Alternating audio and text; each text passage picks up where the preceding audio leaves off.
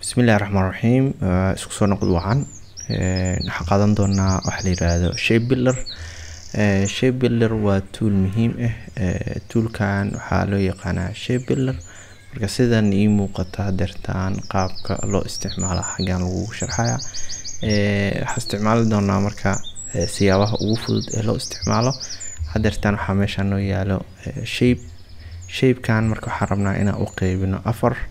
marka haddii noqoto afar oo kala jibinayna waxay noqonaysaa laba line inaan inta soo gelino kadibna aan qaybino.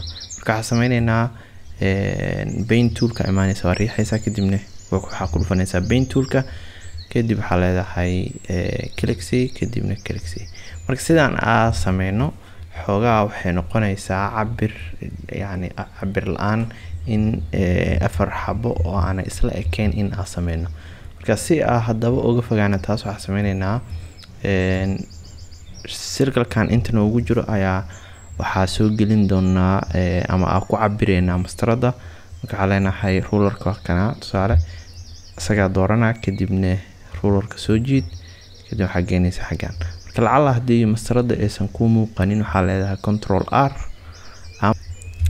okay marka control R marka dhahdid waxa ku soo baxaayo qaybtan oo mastarada.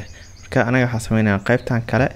okay qaybtan waa la simay qaybtan kale waxa sameeynaa waa dooranaya shape-ka kadibna geeskan qabo ayadana la sim midkan.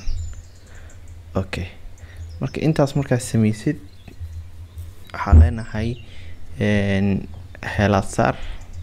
heelada saartay hada shape builder-ka wili ma isticmaali karna sababtoo ah wax noo kala jaraya afartan xabo oo noo kala soocaya malahan. xalena marka paint toolka ku dhufo kadibna click C kadib xalena meeshan banaanka click C soo raac kadib xalena meeshan click C si marka aad ugu dhufatid uu kaaga haro qaybtan ku daba socoto xalena escape aad taabanaysaa oo computer-kaaga kadib uu ka haraya qaybta kale ku dhufo kadib waxa leedahay meel banaan click C hadana wili uu ku daba socdaa escape aad leedahay. okay markay sidan tahay waxa leenahay shape builder imaaw.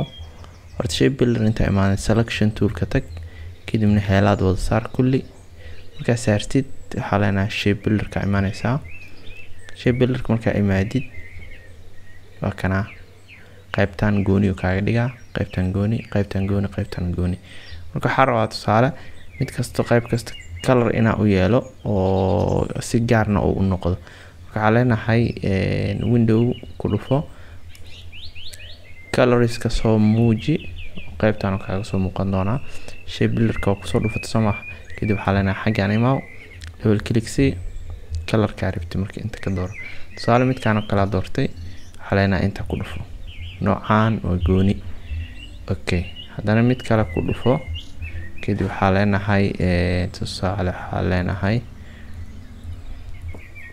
midabkaas oo kale inta ku dhufo hadana waxa leenahay mar kale ku dhufo waxa soo doorataa noocaan oo kale kadib inta ku dhufo hadana mid kale double click C kadib waxa leenahay ama xitaa madowgaas iskaga dhaaf. okay midkan waa gaar kan waa gaar kan waa gaar kan waa gaar. marka in aan sidan u kala jarno waxa noo suurto geliyay shape builder. shape builder marka waxa dareemi kartaa in uu aad muhiim u yahay.